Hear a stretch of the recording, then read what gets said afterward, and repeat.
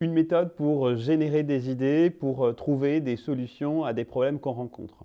Comment concrètement?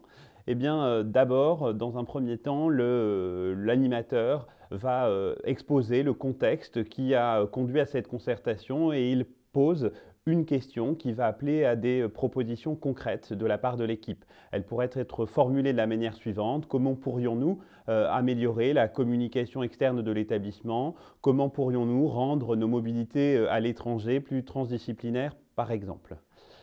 Après ce temps d'exposition du problème, eh bien, le temps donc de la réflexion, chacun individuellement va être invité à noter des propositions de réponses sur des post-it. Attention, il est extrêmement important qu'une seule réponse soit notée par post-it. S'il y a plusieurs réponses, elles seront donc notées sur plusieurs post-it.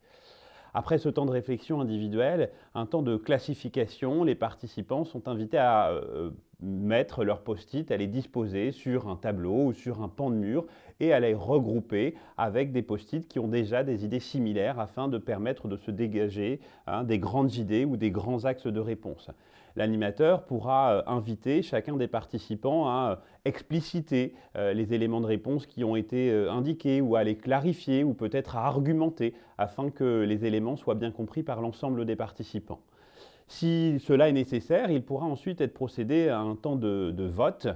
Pour cela, on pourra attribuer à chacun des participants 3 gommettes et les participants pourront disposer donc une gommette, 2 gommettes ou 3 gommettes sur les idées qui leur sembleront prioritaires ou en tout cas les plus pertinentes.